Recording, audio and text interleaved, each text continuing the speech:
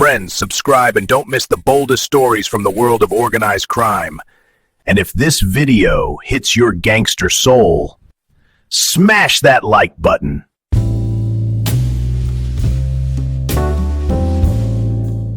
Act 1. Naples Airport, 1962. January 26, 1962. Capodichino Airport, Naples, Italy. A 64-year-old man in an expensive suit waits near the baggage claim. His face is weathered, scarred. A drooping right eyelid gives him a permanently suspicious look.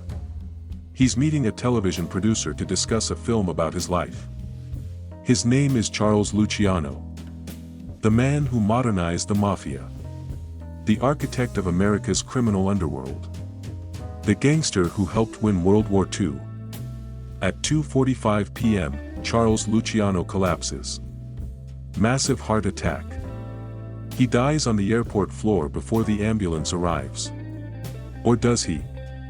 Italian police find no drugs in his system, yet witnesses report he was meeting dangerous men that morning. American intelligence files, declassified decades later, show the CIA was tracking him until the day he died. Some investigators believe he was murdered. Others claim he staged his own death. The truth died with him. But to understand why Charles Luciano's death remains controversial, you need to understand what he built. And how a street kid from Sicily created the blueprint every modern criminal organization still follows today. Act 2. The making of Lucky. Sicily to New York. 1906, Lower East Side, Manhattan. 9-year-old Salvatore Lucania arrives from Sicily speaking no English. His family crams into a 2-room tenement on East 10th Street. His father works 14-hour days in a sulfur mine. His mother takes in sewing. Salvatore watches and learns the most important lesson of his life: poverty is a trap. Crime is a business.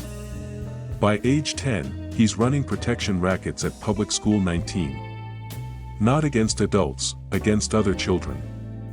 For 2 cents a week, he promises Jewish kids safe passage through Italian neighborhoods. He recruits muscle. Collects payments. Eliminates competitors. One kid refuses to pay. His name is Meyer Lansky. Salvatore corners him in an alley. Lansky, smaller and younger, doesn't run. He negotiates. "You're thinking too small," Lansky tells him. "If we work together, we can make real money." It's 1916.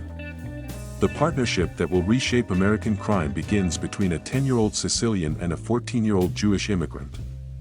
They will never betray each other. Not once. Not ever. By 1920, Salvatore Lucania, now calling himself Charles Luciano, is a rising enforcer in Joe Masuria's crew. Prohibition has turned organized crime into a billion-dollar industry. Luciano runs bootlegging operations with Lansky and another partner, Benjamin "Bugsy" Siegel. They're ruthless, efficient, and ethnically diverse, a rarity in the mob. But where did the nickname Lucky come from? 3 theories exist. The first, he survived a brutal throat slashing in 1929 that should have killed him. The second, he had uncanny luck at the racetrack and craps tables. The third, less romantic theory, Lucky was simply a mispronunciation of Lucania by non-Italian associates. Luciano himself gave different answers depending on who asked. In a 1952 interview, he said, "I'm lucky I'm alive. That's all you need to know." But his luck was about to be tested. Act 3. The kidnapping, October 1929. October 17, 1929.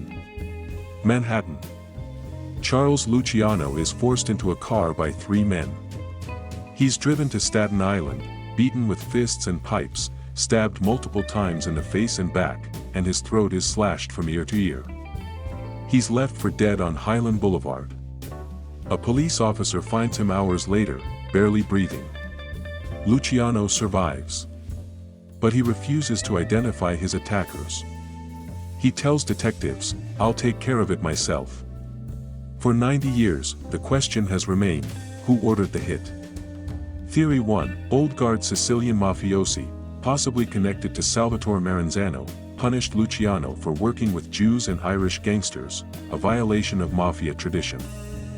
Theory 2, it was orchestrated by Joe Masuria, Luciano's own boss, as a warning for becoming too independent and powerful. Theory 3, the most controversial, Luciano staged the entire attack. Not the injuries, which were real and severe, but the circumstances. One historian suggests Luciano owed dangerous gambling debts and used the kidnapping as an excuse to disappear long enough to settle them without losing face. Whatever the truth, the attack transformed him. The scars left his face permanently disfigured, his right eye drooped, his voice rasped. But more importantly, it radicalized his thinking. The old mafia, with its blood oaths and ethnic restrictions, was obsolete. Violence for revenge was wasteful. Crime needed to be modernized, corporatized. And Luciano knew exactly how to do it.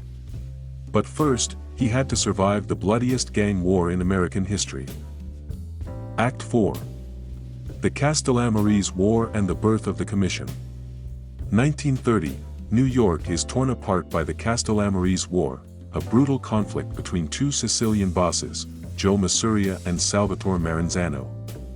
Both are old-world mafiosi who believe in ethnic purity, blood feuds, and absolute authority. Both see Luciano as a valuable soldier. Neither realizes he's playing them both. Luciano works for Masuria but secretly meets with Maranzano's lieutenants. He tells them the same thing, these old men are obstacles. They're trapped in the past. We can do better. April 15, 1931. Coney Island. Luciano takes his boss, Joe Masuria, to lunch at Nuova Villa tomorrow, a quiet Italian restaurant. They eat. They talk. Luciano excuses himself to use the bathroom. 4 men enter. Bugsy Siegel, Albert Anastasia, Vito Genovese, Joe Adonis. They empty their guns into Masuria. 20 bullets. He dies holding the ace of diamonds. The card becomes Mafia folklore, the death card. With Masuria dead, Salvatore Maranzano declares himself boss of all bosses, capo di tutti I capi.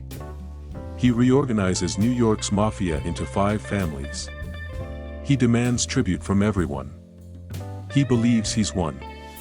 He's wrong. September 10, 1931. 4 months after Masuria's murder, 4 men posing as federal agents enter Maranzano's office in the Grand Central Building. They shoot him, stab him, and nearly decapitate him. The killers are Jewish mobsters hired by Meyer Lansky. Luciano has eliminated both bosses. Now he does something revolutionary. He creates the Commission.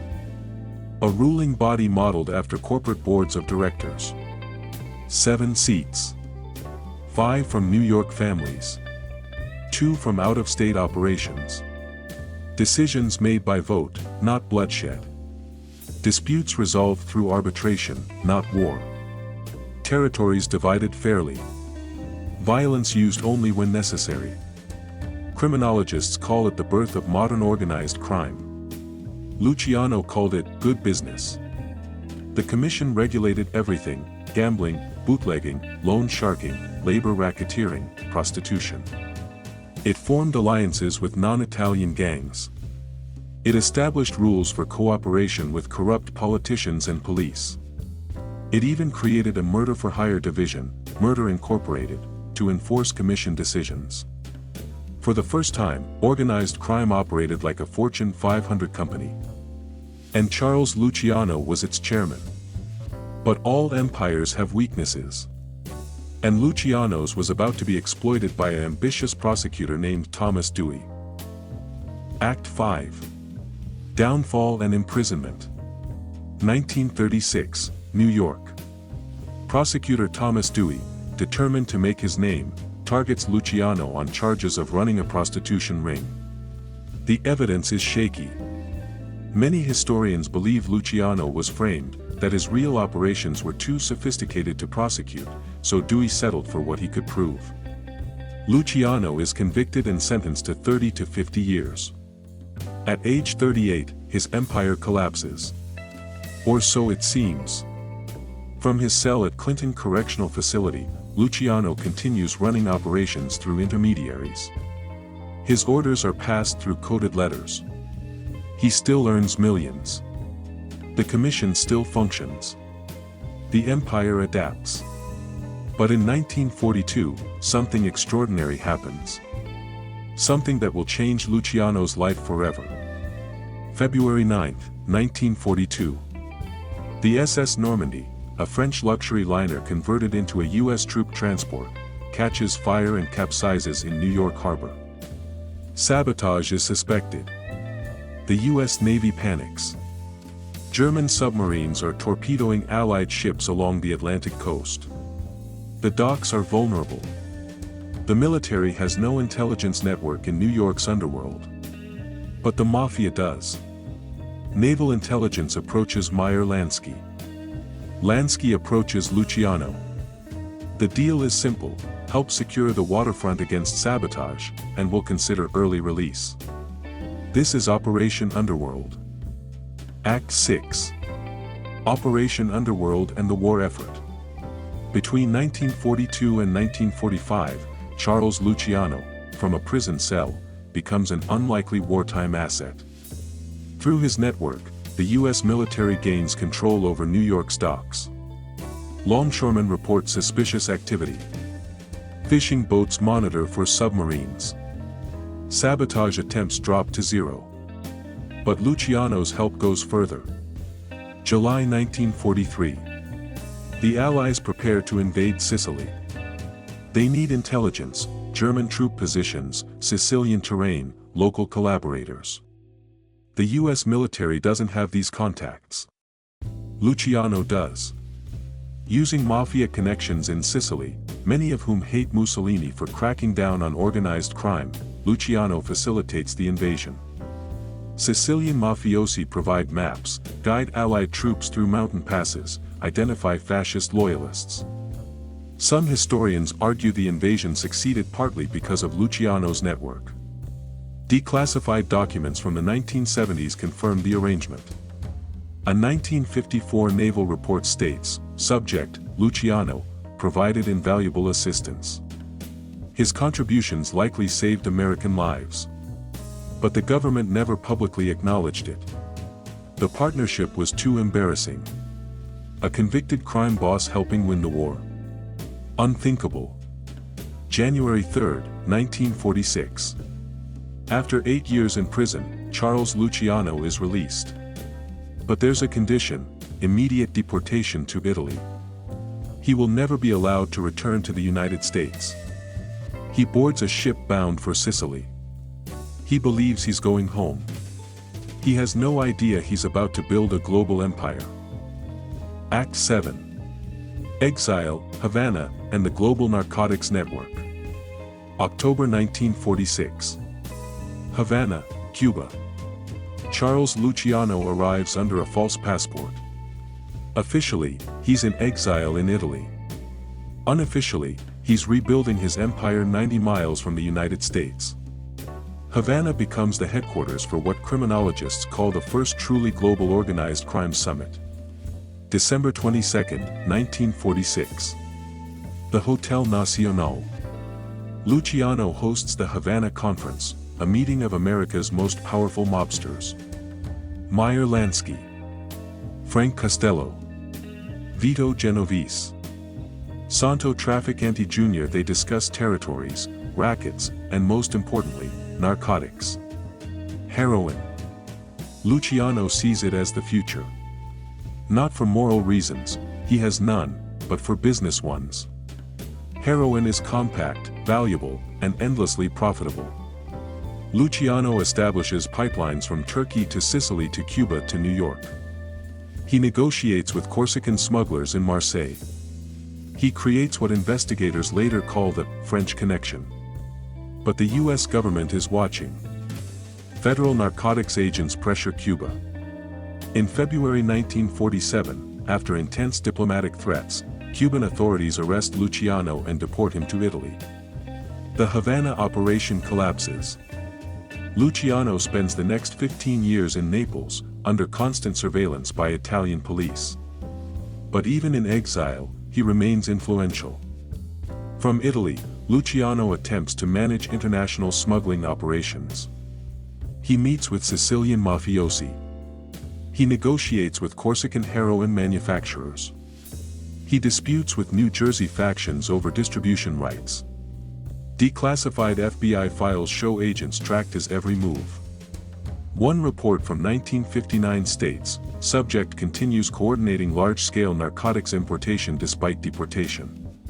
But age and distance weaken his control. Younger mobsters ignore his authority. The commission moves on without him.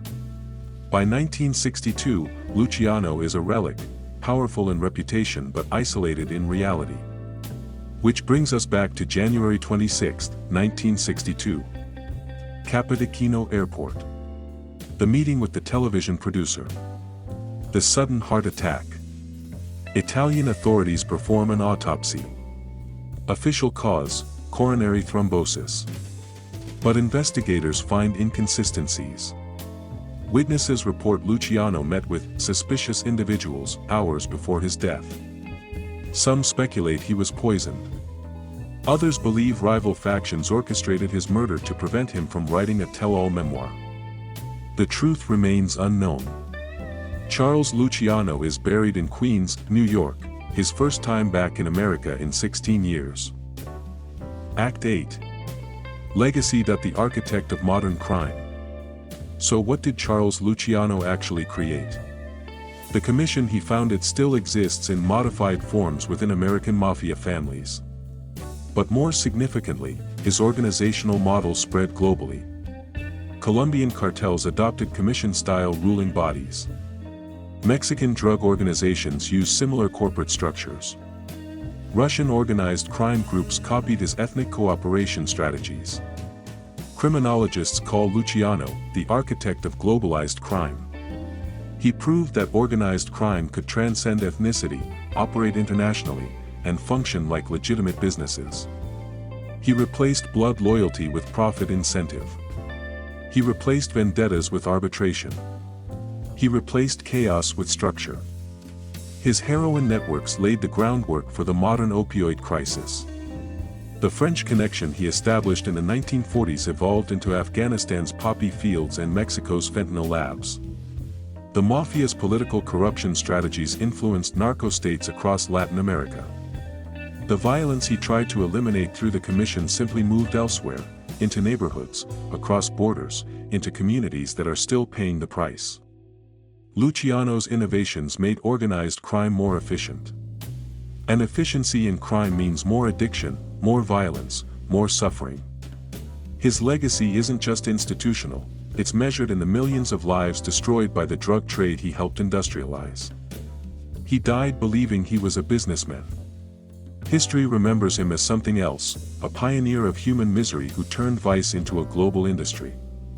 In 1998, Time magazine named Charles "Lucky" Luciano one of the most influential figures of the 20th century.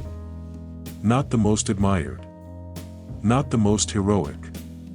The most influential. Because influence, unlike morality, is neutral. It simply describes impact. And Luciano's impact is undeniable. Every cartel leader who divides territory to avoid war, that's Luciano. Every criminal organization that operates across ethnic lines, that's Luciano. Every smuggling network that treats narcotics like a commodity, that's Luciano. He didn't invent organized crime. He simply made it modern. Professional. Global. And that might be the most dangerous legacy of all. So here's the question we're left with. Do we owe Charles Luciano credit for ending Prohibition-era gang wars, or blame for creating the structures that fuel international drug trafficking 80 years later? Was he a criminal genius who brought order to chaos? Or an architect of suffering who built an industry of addiction? The answer isn't simple. But the consequences are everywhere.